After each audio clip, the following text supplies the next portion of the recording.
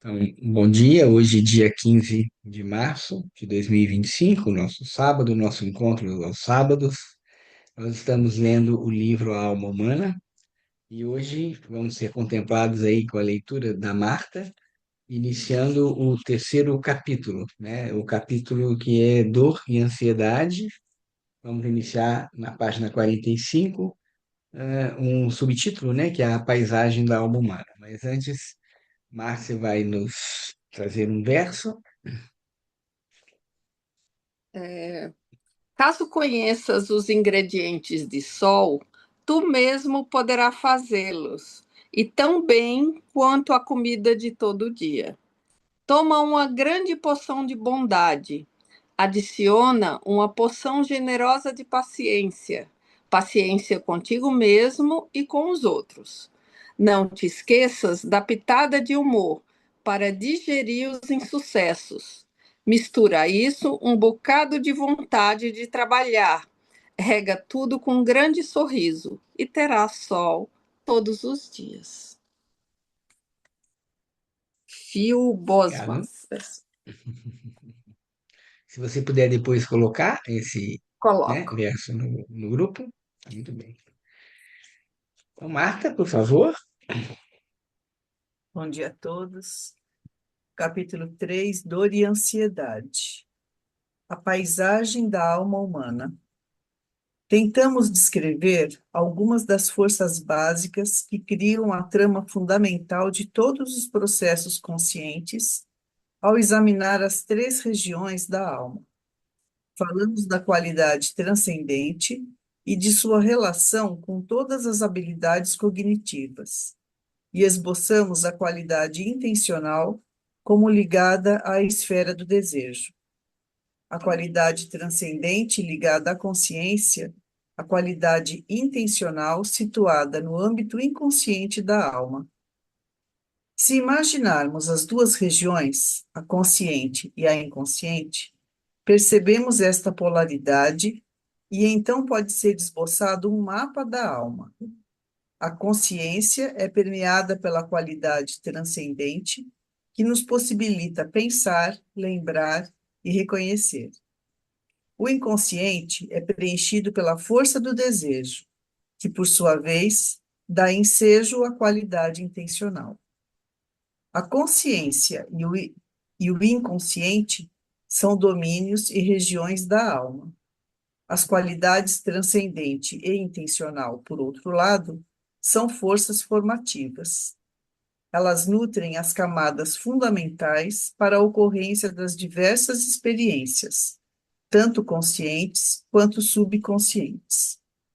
Assim como o corpo vivo consiste de várias camadas, também a alma é formada por numerosas esferas de estruturas e qualidades. Elas se interpenetram, fundem-se e integram-se, e por isso é muito difícil aprender a distinguir as diferentes padrões e forças. As qualidades transcendente e intencional são estruturas básicas, sem as quais a vida consciente não é possível. Elas pertencem tanto ao animal quanto ao ser humano. Ambas tecem o caráter fundamental do ser da alma. Ambas estão contidas em cada simples processo de consciência, do mesmo modo que o oxigênio e o hidrogênio estão presentes em cada gota de água. Por exemplo, na percepção sensorial, a qualidade intencional é quem conduz o desejo da alma ao objeto da percepção. A qualidade transcendente capta a imagem do objeto e a torna compreensível. Seria incorreto imaginar que alguma atividade consciente possa prescindir da intencionalidade ou da transcendência. No entanto, elas formam somente uma espécie de substrato. As experiências, os atos e os sofrimentos da alma, assim como as diversas imagens, surgem como um quadro mutável na tela deste substrato. Como descrevemos na segunda parte deste capítulo, desejo e discriminação dão a essa tela a qualidade rítmica da inspiração e da expiração. A alma nunca repousa, nunca cessa, nunca termina. Está sempre viva, em movimento, ativa e se transformando. Um movimentado panorama de forças, imagens, sentimentos e qualidades. Sempre que tentamos nos apoderar, a alma é mais rápida que o ato de agarrar e move-se para longe novamente. A alma é como uma paisagem, onde os dias tornam-se noite e as manhãs em madrugadas. As nuvens vêm e vão, as montanhas exibem suas cores que mudam rapidamente. O céu e o chão nunca são os mesmos. A chuva e o arco-íris, o granizo e a neve surgem e se dissolvem. As árvores e arbustos crescem ano a ano e transformam a feição da paisagem. Alguns campos são cobertos com relva, outros com cereal. O inverno se transforma em verão, os pássaros retornam e se vão novamente. Suas vozes preenchem o ar e desaparecem. As flores crescem, florescem e murcham. Quanta ascensão e queda, vida e morte, alegria e dor preenchem um simples vale. Tudo isso é como a alma. O que contemplamos ao redor na paisagem da vida diária é a experiência diversificada da existência consciente, com outro aspecto em nosso interior. Para muitas pessoas que vivem em cidades, o ambiente caótico torna-se sua paisagem. Os cidadãos das metrópoles tentam criar a paisagem individual dentro de seus lares e salas, com cores e flores, com carpetes e cortinas, livros, mesas e quadros. É criado o toque pessoal do ambiente para que a alma sinta-se em casa e não define completamente. A psicologia moderna padece da grande falta de imaginação de seus representantes. Os psicólogos hoje em dia moram em ruas agitadas, onde passam carros, ônibus e bondes. Como os demais cidadãos, eles não participam mais do ir e vir das estações, do crescer e minguar da lua, do amanhecer e entardecer do dia. Suas experiências são limitadas às pessoas e às coisas construídas por elas, e assim perdem o fundamento natural de toda a existência. Sua psicologia é feita pelo homem, como tudo ao redor. As experiências da consciência, como ele imagina, são tão brutas, estreitas e cinzentas como a rua de subúrbio ou o consultório da clínica pediátrica. Céu e terra foram trocados por luz elétrica, aparelhos de exames e andares de concreto. Temos como tarefa nos livrarmos da forte impressão que esses produtos artificiais nos causam. Precisamos reaprender a contemplar as maravilhas da alma em sua diversidade, beleza e vida em constante mutação. Nossa busca agora é descobrir alguns atributos na paisagem da alma. Bem, Marta, o que vocês acham desse trecho? Primeiro, ele faz uma recordação dos capítulos anteriores, né? E depois ele faz uma observação sobre a observação da psicologia moderna em relação à alma. Não podemos esquecer que este livro aqui, a primeira edição, não sei se vocês têm a primeira ou uma outra edição, esse livro foi publicado em outubro de 2006 no Brasil. Mas o Carl Koenig viveu até 1966, né? Então as observações dele são daquela época, mas é bem compreensível hoje. Mas eu quero ouvir o que que vocês captaram e se tem alguma pergunta, alguma percepção. Ronaldo, fiquei com uma dúvida, porque fala que os humanos têm alma e os animais também. Então, uma formiga tem alma, uma baleia tem alma, é a alma de manada? É diferente. É, na, Enquanto são ser vivos, não tem alma. os seres animados são aqueles que têm corpo astral. Então, quando você olha na natureza, o reino mineral só tem o corpo físico, o reino vegetal ele tem um corpo físico que nós percebemos, né, quando olhamos as plantas, e um reino e o corpo etérico que dá a vitalidade. Quando chega no reino animal, você tem um corpo físico, um corpo etérico e um corpo astral, que é a base da alma. E no ser humano, nós temos então o corpo físico, o corpo etérico, o corpo astral e o eu. Então, todos os animais têm uma alma, mas é uma alma, diferente do ser humano que tem uma individualidade, os animais têm uma alma de grupo, uma alma grupal. Então é uma alma que perpassa todas as. Você citou a formiga, né? Ou se fosse um cachorro, os cães têm uma alma coletiva, né? A formiga tem uma alma coletiva. Não existe a individualidade que só aparece realmente no ser humano. Então, todas as qualidades básicas da alma, de simpatia, antipatia, de atração, de repulsão, isso existe nos animais. E no ser humano você tem uma gama maior, evidentemente, porque a partir da introdução do eu, né, da atuação do eu, nós saímos das meras sensações de percepção do ambiente, de percepção do próprio corpo, né, que o animal tem de bem-estar, mal-estar, e aí nós temos os sentimentos, que são um nível superior, né? E esses é que compõem a paisagem da alma. Desculpa, eu não consegui E identificar, porque aqui para mim aparece um número. Quem falou? Quem fez a pergunta? eu, Ricardo, Ricardo, obrigado. eu agradeço, obrigado. Eliane? O que me chamou a atenção é a alma nunca repousa, nunca cessa, nunca termina. E aí, quando a gente está olhando lá no biográfico, a alma, né, ela tem uma fase que ela chega depois, né, quando começa a alma da sensação, a alma. E aí eu fiquei pensando, nossa, que coisa interessante isso, como que a gente vai olhar para essa alma no dia e também como que a gente se prepara, né, para a noite. Mas eu não entendi bem a sua pergunta. Não, não é uma pergunta. Eu estou refletindo aqui e eu gostaria de ouvir do senhor também o que que parece isso. A alma nunca repousa, nunca cessa, nunca termina. Porque, vamos dizer assim, a nossa alma se expressa através do pensar, sentir e agir, né? E isso está acontecendo o tempo inteiro.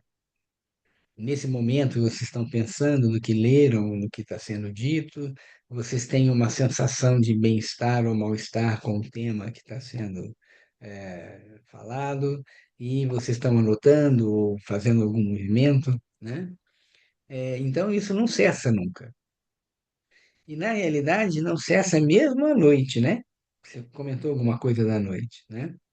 Porque, como Steiner fala, do ponto de vista esotérico e pensando nas hierarquias superiores, tudo que nós pensamos durante o dia alimenta os anjos. Eles trabalham com o que nós pensamos. Tudo que nós sentimos durante o dia, isso é trabalhado pelos arcanjos. E tudo que nós fazemos é trabalhado pelos arqueus. Isso já nos traz uma responsabilidade de pensar o que que eu levo para o mundo espiritual, né? Os pensamentos que eu alimento durante o dia, os sentimentos que eu alimento durante o dia, e as ações que eu perpetro no mundo, né? As que eu faço, as ações que eu faço no mundo. Então, isso é inesgotável, né?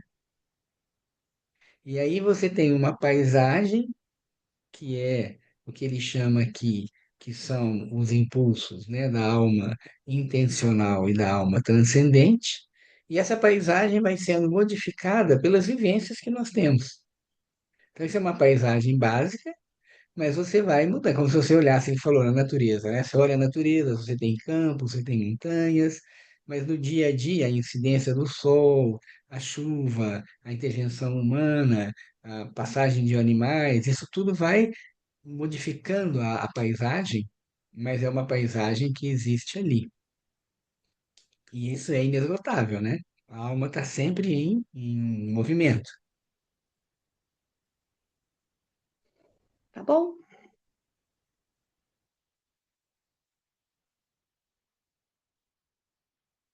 Mais alguém teria alguma observação? Se não, podemos. Ah, sim, Eliane. Ah, desculpa, você levantou a mão, Eliane? Foi.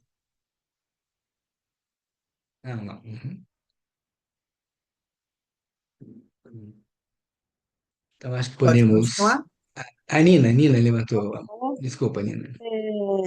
Me vem assim, o quanto é importante, você falou, as palavras que eu falo, isso vai para os arcanjos, né? Você falou? Sim, do sentir, é. Uhum. E quanto é importante isso, né? Porque assim, quando a gente está agradecendo, a gente tem uma vibração, a nossa alma vibra de um jeito, né? E Uhum. quando a gente está resmungando, reclamando de alguma coisa, muda a vibração, né?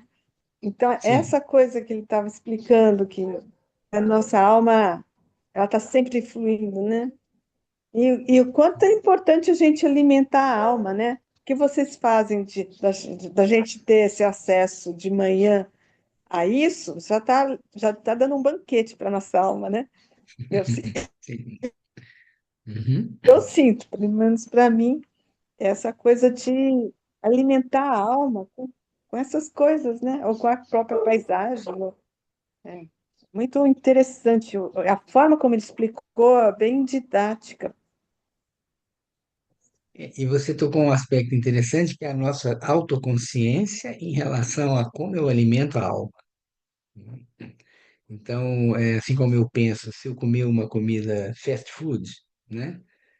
Uma só comida de embalada, saquinho, essas coisas, ou se eu como um alimento bem preparado, de uma forma caseira, não precisa nem ser orgânico, nem biodinâmico, um alimento preparado em casa, né, com cuidado na seleção dos alimentos. Qual dos dois alimenta o corpo? Os dois. A diferença é a qualidade. E a nossa alma também é a mesma coisa, né? Se eu tenho pensamentos inadequados, pensamentos ruins, pensamentos destrutivos, ou eu tenho pensamentos de construtivos, pensamentos de que são de avaliação do mundo no sentido de não julgar, ajuizar, ou se eu tenho sentimentos de alegria, ou se eu tenho sempre um sentimento de crítica, de tristeza, ou se eu faço ações que beneficiam o ambiente em lugar de ações somente egoístas, todas essas atividades alimentam a nossa alma e é isso que nós levamos para o mundo espiritual. A diferença é a qualidade, e a qualidade depende muito de nós.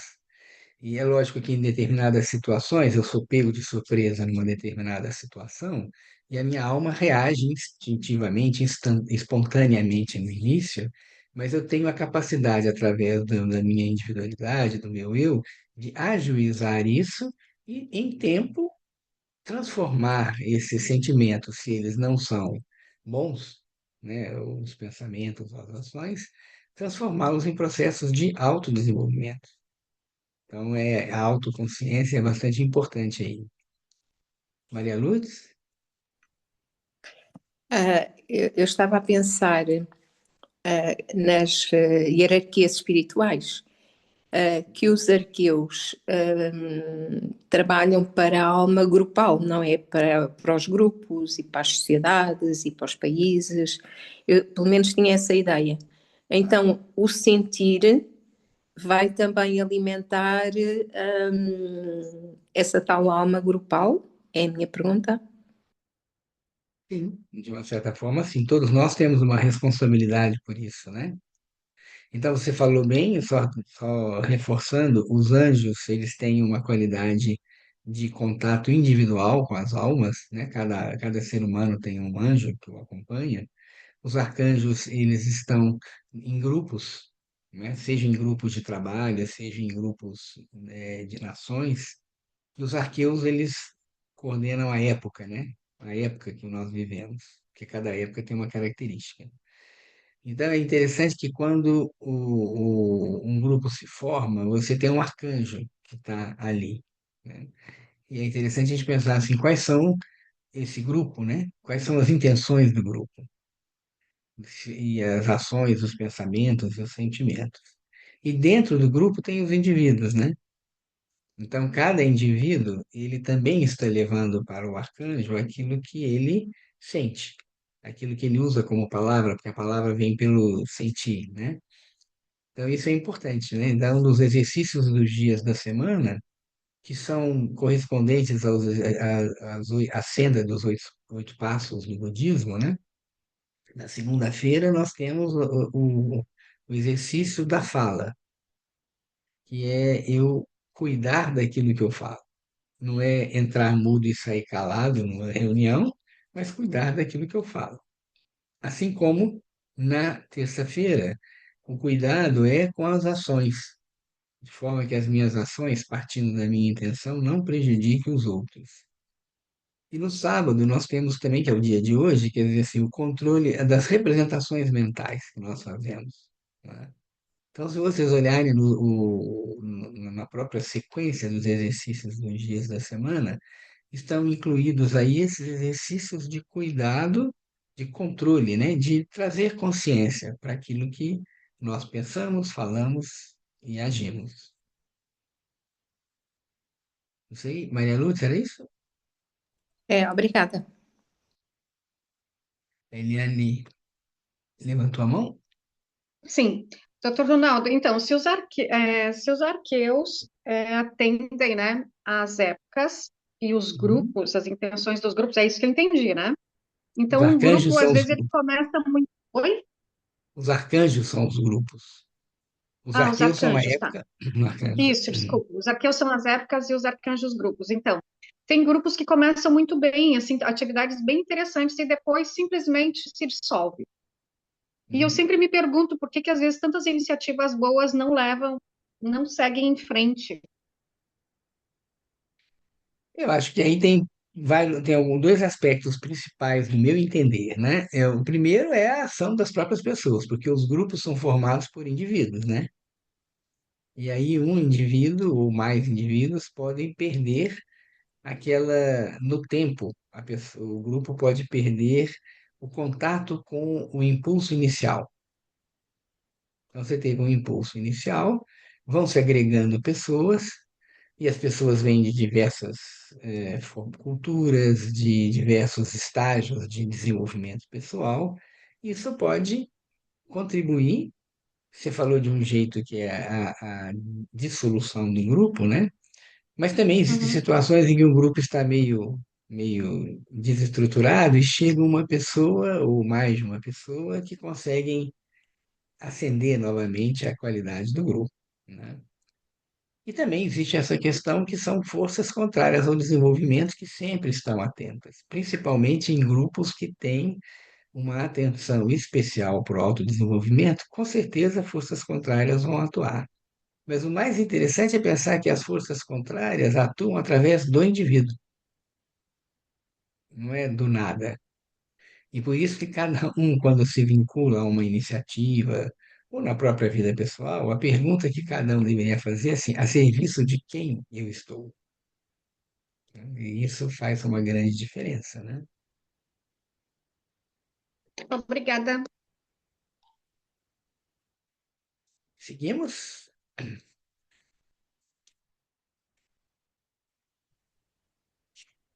3.2, a questão da dor.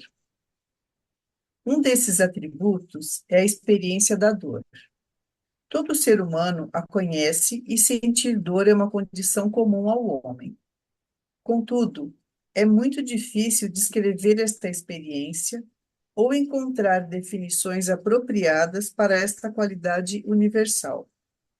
Sr. Thomas Lewis, no prefácio de seu livro, que no rodapé diz 1940, no prefácio de seu livro sobre a dor, escreve: a reflexão me revela que estou longe de ser capaz de definir satisfatoriamente a dor, sobre a qual escrevo aqui, e que a tentativa não serviria a nenhum propósito útil. Conhecemos a dor, tal como outros fatores subjetivos semelhantes, por meio de experiência, por descrições, ilustrações. Elaborar uma definição em palavras ou substituir algumas frases não acrescentaria nada, nem ao leitor, nem a mim mesmo. Esta é uma afirmação muito honesta e, inicialmente, a aceitaremos. Conhecemos o significado da palavra quando falamos de dor. Por outro lado, a dor designa uma tal variedade de experiências que devemos tentar, pelo menos, definir seus limites. Outro livro sobre o mesmo assunto pode nos ajudar.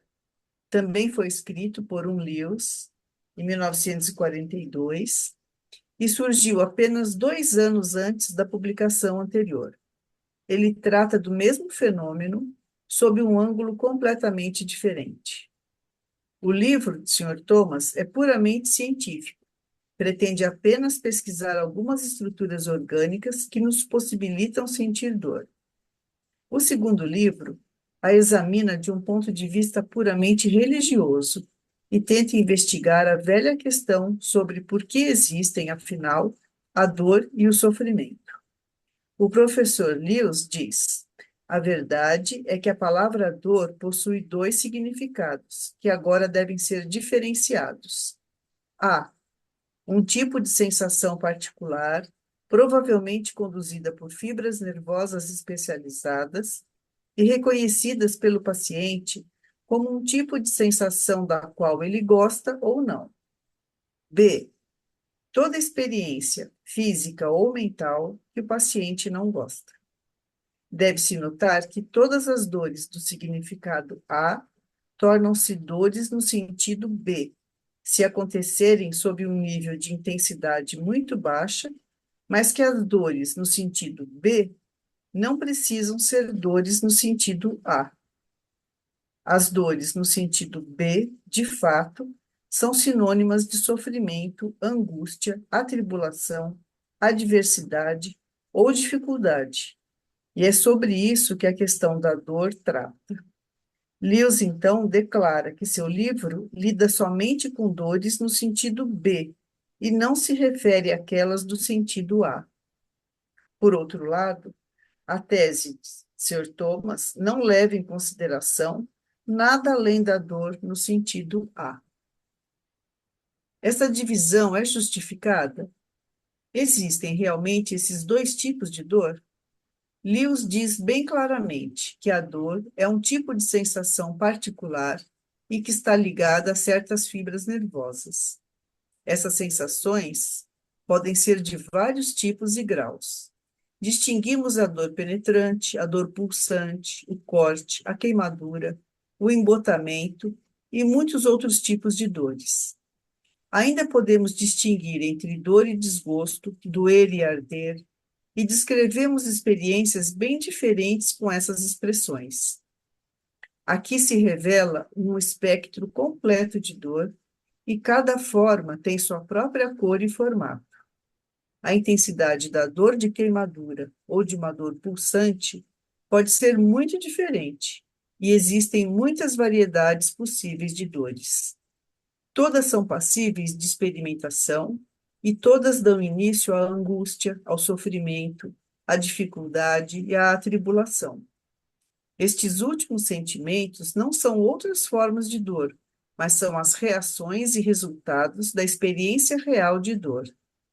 A diferenciação feita por C.S. Lewis não se justifica na forma em que a descreve. Ele reúne causa e efeito. A dor é a causa do sofrimento e da dificuldade. Estes são seus resultados. Se sofrer a perda de alguém que amei, experimento um embotamento doloroso de pesar e sofrimento. Neste caso, não só experimento a sensação de dor, como a reação a ela. Esta reação é o sofrimento. A dor é o meu pesar. Todas as dores têm tanto sensações como reações semelhantes. Quando machucamos o dedo por apertá-lo em uma porta ou janela, sentimos logo uma dor que penetra todo o corpo e que pode mesmo nos levar ao desmaio. Sentimos-nos doentes e totalmente imersos na dor. Depois, gradualmente, ela se localiza ao redor do dedo, assume caráter pulsante e leva a consciência até o ponto dolorido. Se for uma dor poderosa, a consciência volta-se continuamente para ela. Então, tentarei evitar qualquer movimento para deixar o dedo imóvel. Sinto-me machucado, em dificuldade. mas de algum modo ofendido. Uma série de sentimentos e emoções surge por causa da dor e do sofrimento posterior. Após dias ou semanas, gradativamente volto à normalidade. Muitas das doenças mais comuns estão intrinsecamente envolvidas com a dor e o sofrimento, e o paciente é a pessoa que padece. Contudo, não é possível identificar doença e dor, embora elas tenham muito em comum. Pode existir doença sem dor e sofrimento sem enfermidade. Se chegarmos à real experiência da dor depois de todas essas considerações, podemos perguntar: em que tipo de qualidade de consciência ela consiste? É um sentimento, uma emoção, uma sensação? O que ela realmente é? O filósofo francês Henri Bergson, na nota de rodapé, consta 1919, tentou certa vez investigar a experiência da dor e sua tentativa é muito sutil. Ele diz: a dor, acredito eu, não é nada mais que o esforço do órgão envolvido para restabelecer a ordem e a forma. É uma espécie de tendência motora em um nervo sensitivo. Toda dor, então, é um esforço, mas um esforço em vão. Aqui é abordado o aspecto ativo da experiência da dor. Ao mesmo tempo, descreve como essa atividade é frustrada e como experimentamos fraqueza e incapacidade. E pode Rudolf parar um Steiner. pouquinho? Marta, talvez ver se tem alguma pergunta sobre isso, sobre esse aspecto que foi lido aqui. Isso me fez lembrar uma frase que eu ouvi uma vez que diz que a dor é inevitável, o sofrimento é opcional. É. Ele faz bem a distinção aqui, né, de uma dor mais orgânica, né, que é uma pesquisa de um deles, e o outro que fala uma dor no sentido mais religioso, que é uma dor de alma, né, que a gente poderia dizer. Mas é interessante como ele fala, pode existir doença sem dor e pode existir dor sem enfermidade, né? Então ele vai ampliando esse conceito. Eu me lembro quando eu era estudante, uma vez eu adquiri um livro que era um livro, esses livros de medicina grossos, né? E era um livro só sobre dor, semiologia da dor. Mas era a dor do ponto de vista orgânico, né? Então ele ia descrevendo as dores nos diversos segmentos do corpo, né?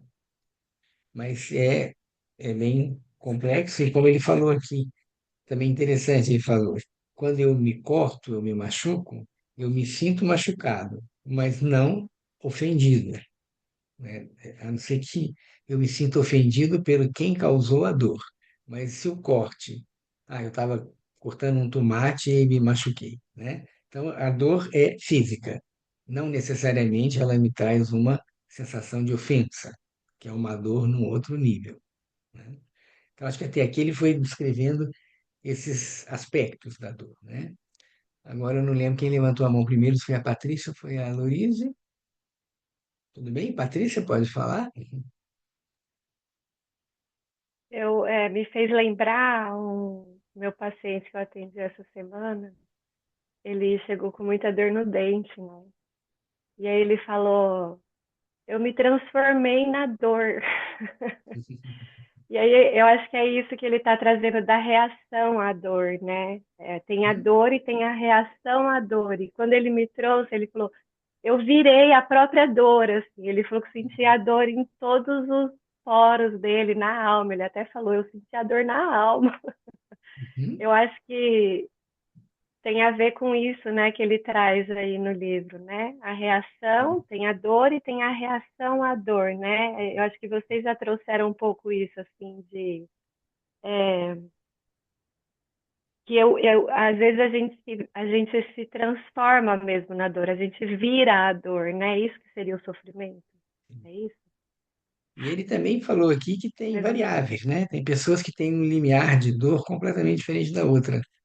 Tem até pessoas que falam, eu preciso ter cuidado, porque muitas vezes eu me machuco e eu não percebo a dor, né? Tem uma resistência muito grande para a dor, né?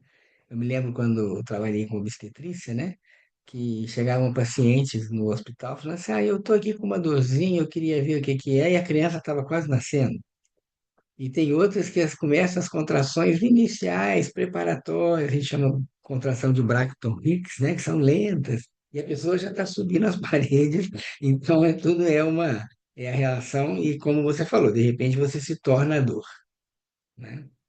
E a dor também, nós já comentamos isso, né? Às vezes, se eu vou, até um exemplo que eu costumo usar, eu vou na praia e a minha alma se abre, né, para toda aquela perfeição, toda aquela sensação boa do local.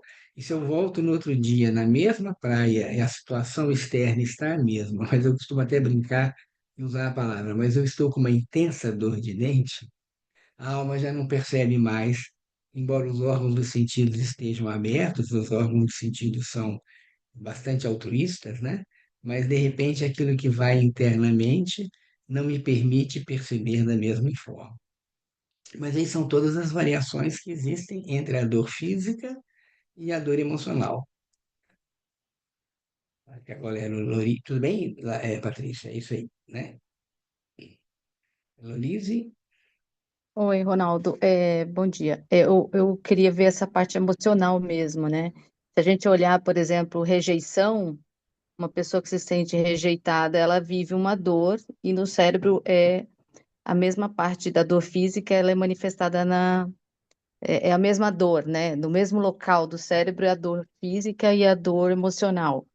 Rejeição, abandono, né? Essa perda de poder, eu vejo isso nas empresas, eu trabalho muito com empresa, a pessoa perde poder, ela vive uma dor. Eu percebo isso, né? A depressão, a angústia. Então, eu queria que você falasse um pouco nesse sentido, como é como é que você vê essa questão da dor nesse aspecto? É, existe um livro de um médico que ele escreveu um livro chamado O Corpo como Instrumento da Alma. É um livro bastante antigo, traduzido já para o português. Eu era estudante ainda de medicina quando já tinha esse livro. É ligado à antropologia, né? E ele fala que nós temos uma visão, isso é muito interessante, você falou do cérebro, né? Assim como o meu pâncreas secreta insulina, a minha tireoide secreta os hormônios da tireoide, se tem uma sensação materialista de que o cérebro é que secreta a alma. E na realidade não é isso, né? Nós vivemos do pensar, sentir e querer no corpo todo. O que o cérebro faz é identificar, né, do ponto de vista da medicina antroposófica, da antropologia, o cérebro apenas identifica, decodifica sensações que estão na realidade num nível mais sutil. E algumas pessoas realmente, quando estão numa dor intensa, uma dor anímica intensa, às vezes até relatam que tem uma dor de corpo inteiro, né? Mas você não tem a identificação de nenhum local que esteja injuriado fisicamente, né? E realmente, e aí tem, assim como você tem uma dor física que é paralisante, né? Então você tem uma intensa dor, você dá um mau jeito na coluna e você fica travado, né? Como se diz. Também existe uma dor de alma que paralisa o indivíduo, não?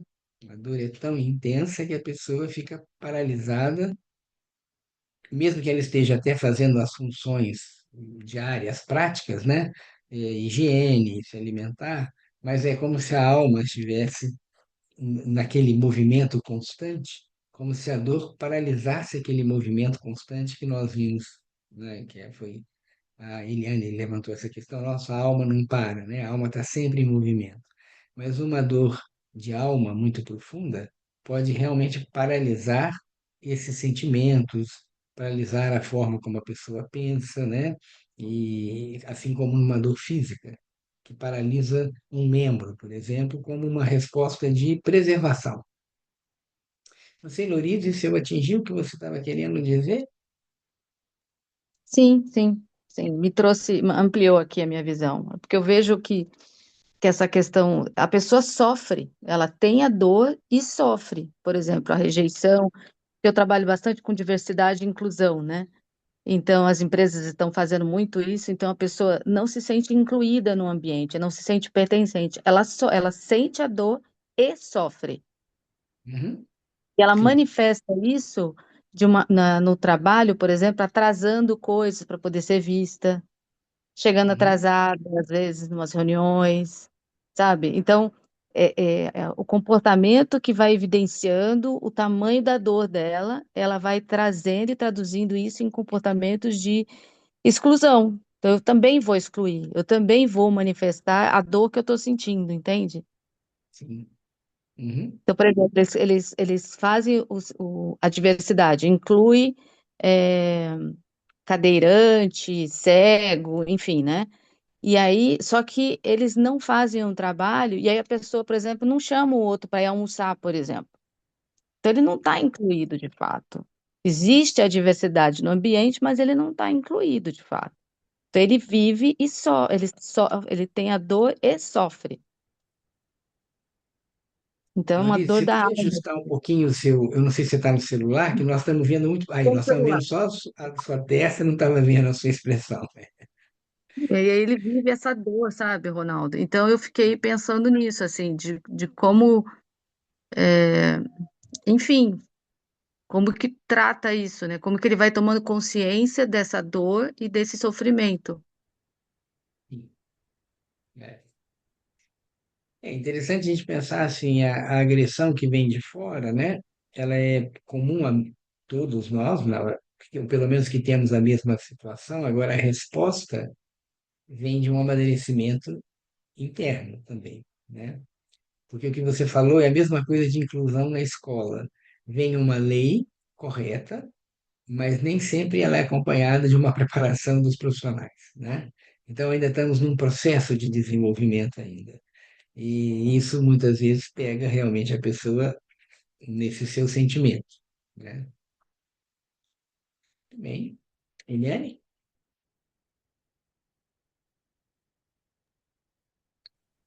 Pode existir doença sem dor e sofrimento sem enfermidade. E aqui aí eu lembrei do câncer, né? Que ela é uma doença que não tem dor, né? Até onde eu sei, né, doutor Ronaldo? Hum? Na realidade, assim, o câncer nos estágios iniciais, ele muitas vezes ele não tem dor, enquanto ele está se desenvolvendo, né? E muitas vezes a pessoa descobre que tem um câncer através da dor, mas quando o câncer já evoluiu bastante, né?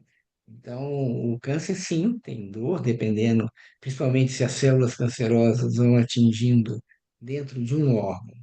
Ela atinge, por exemplo, a inervação desse órgão, aí isso vai cair na consciência, pelo cérebro, né? Como uma dor, né? Então, realmente, o câncer tem essa qualidade. Mas, ou como ele é uma doença inicialmente silenciosa, a troca de células, né, por células diferentes das normais, ele vai acontecendo até um determinado ponto, quando então pode realmente vir uma dor. E outras vezes você não tem a dor, você descobre, às vezes, o câncer no exame de rotina, né? O câncer está em uma fase inicial, ou às vezes um pouco avançado, mas que não chega a produzir uma determinada dor, certo? Bem, Acho que é. Saskia?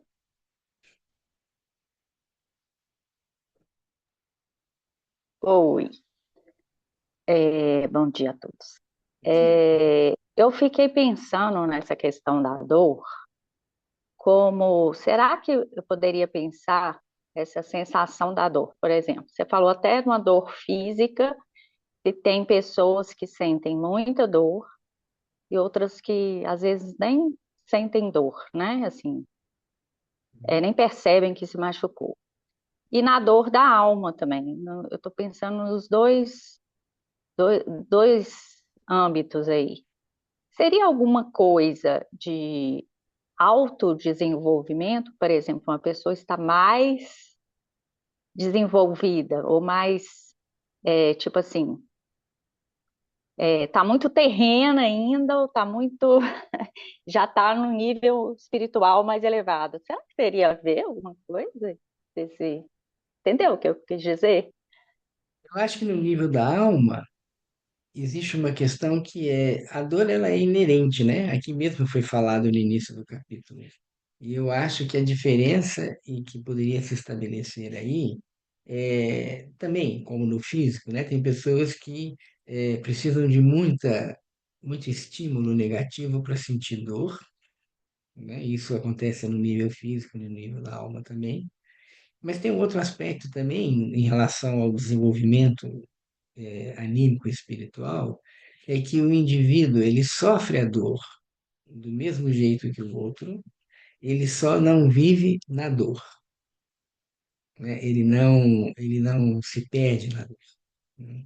Isso o Steiner já fala, quando ele fala do controle do sentimento, independente de evolução espiritual ou não, que o ser humano ele não tem controle do sentimento, né? Se eu vivo uma situação triste, eu vou ficar triste. Se eu sinto uma situação positiva, eu vou ficar alegre, mas ele usa uma expressão muito interessante. Eu devo sim ter o sentimento, mas eu não devo me tornar sentimento. Porque existem pessoas que se tornam sentimento, né? Então, ela vive uma questão triste, é natural que ela fique até num certo grau melancólica, deprimida, mas ela não se torna melancolia nem depressão. Ela vive aquilo. E aquilo, no seu tempo adequado, assim como uma dor física também, tem um tempo, né, para ela passar. Eu acredito que o grau de desenvolvimento anímico espiritual te permite superar uma dor que seja coerente com aquilo que você vive. Você só dá um outro significado, inclusive o significado de aprendizado, né? Então, se eu tenho uma dificuldade de vida que me traz uma dor, mas eu olho para isso como uma oportunidade de aprendizado, o resultado é completamente diferente se eu olho para essa dor como sendo uma coisa, um castigo, Deus esqueceu de mim, isso só acontece comigo, e aí você vai transformando aquilo numa situação bastante prejudicial. Então, o importante não é que eu não vá ter a dor, em função de uma vivência desagradável, mas é o modo como eu lido com a dor é que vai realmente mostrar o grau que eu estou nesse desenvolvimento.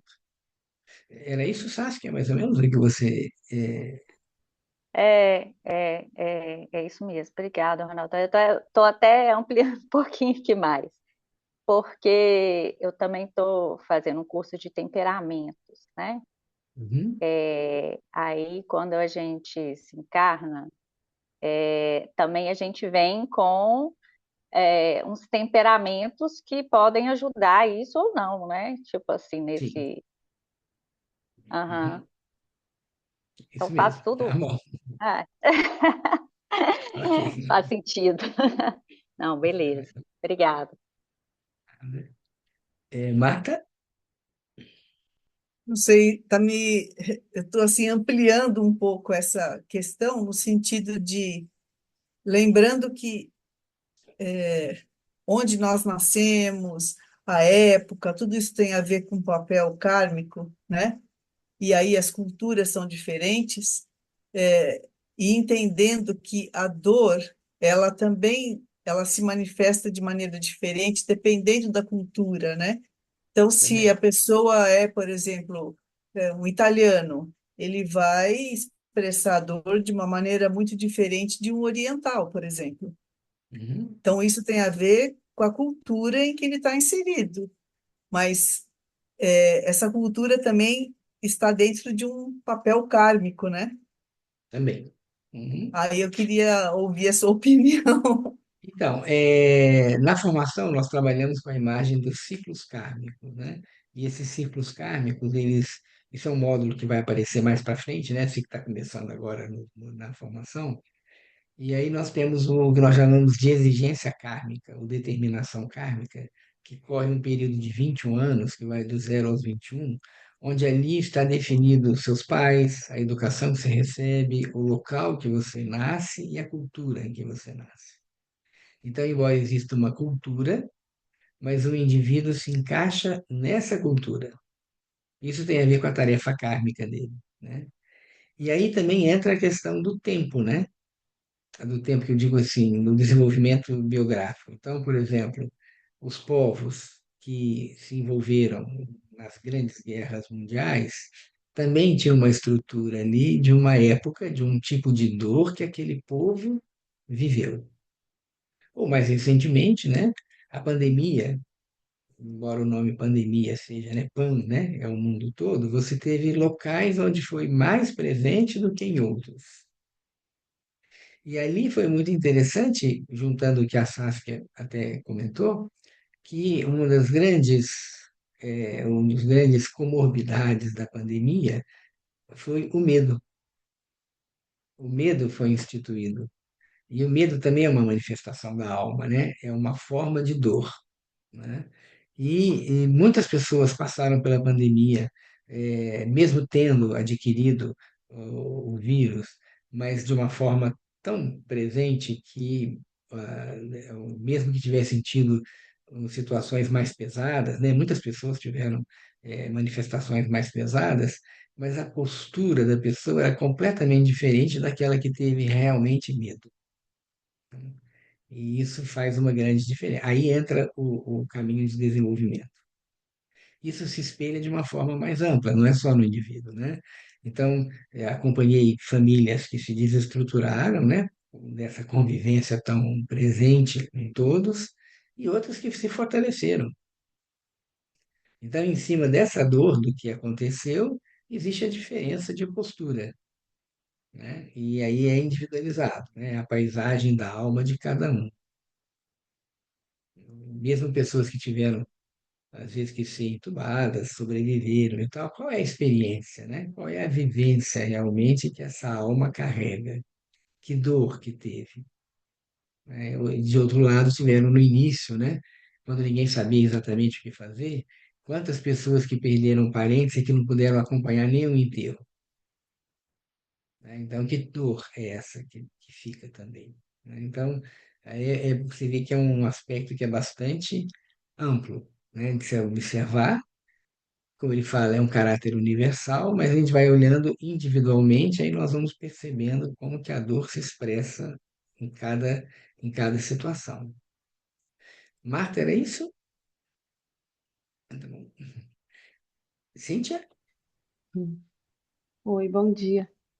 Eu tinha levantado a mão, daí eu abaixei, agora eu te ouvindo, voltei para esse lugar de onde eu tinha dúvida, que agora eu acho que faz sentido essa parte que ele fala assim, né? Que toda dor, então, é um esforço, mas um esforço em vão.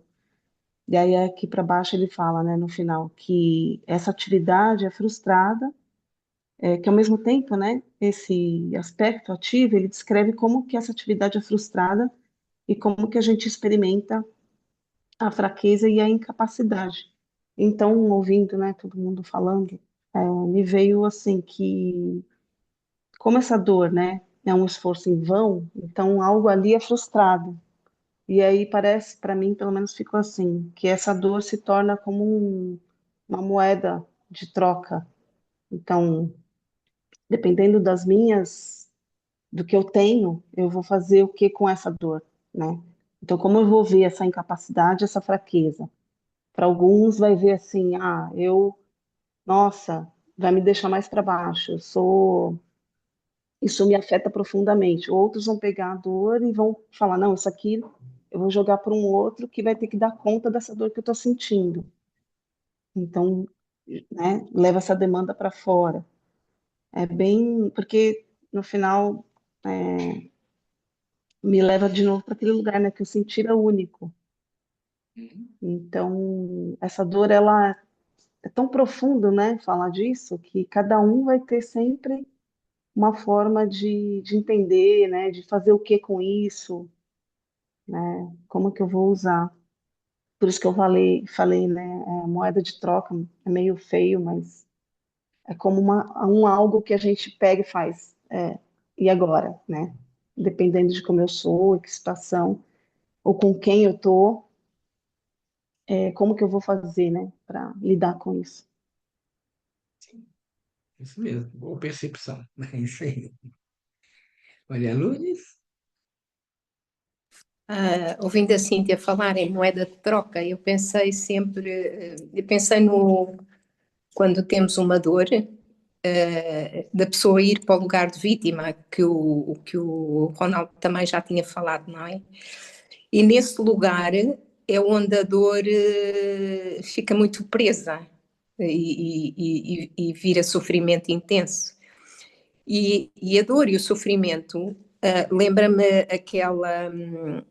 aquele conhecimento da pedagogia Waldorf, em que o eu atua sobre o corpo astral sobre o etérico sobre o corpo físico. Então, o desânimo e o desamparo que aparece depois de estarmos ali tão fixos naquela dor, é muito difícil de, às vezes, por exemplo, eu quando não compreendia bem estas coisas, eu dizia, não, ele não tem força de vontade, não quer sair dessa situação, não faz um esforço, em qualquer situação dolorosa ou até de adição ou o que seja. Mas eu hoje percebo que muitas das vezes a pessoa está num estado de desânimo e de desvitalidade tão grande que, se não for ajudado, não consegue sair daquela situação e superar-se. Claro que o conhecimento e a percepção e o aprendizado, tudo isso ajudam, mas eu tenho que estar permeável para isso. E até por experiência própria, olhando na minha vida para trás, especialmente nestes últimos anos, eu percebi que eu teria sido evitável todo o sofrimento pelo qual eu passei, que foi uma aprendizagem maravilhosa e eu agradeço, se eu logo à partida tivesse dito, ok, eu aceito esta dor, está-me a acontecer, eu aceito. E à medida que eu aceito, eu vou tendo caminhos completamente diferentes daqueles em que eu nem quero ver, não quero perceber, atiro a responsabilidade para os outros à minha volta e etc. Então, a minha questão é, estes limites da dor e do sofrimento podem ser evitáveis, mesmo em pessoas que estão numa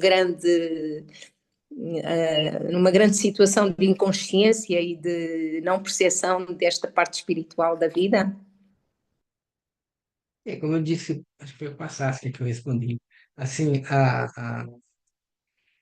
a diferença é que se a vida te traz de fora uma situação de dor, você não pode evitar a dor, né, em si.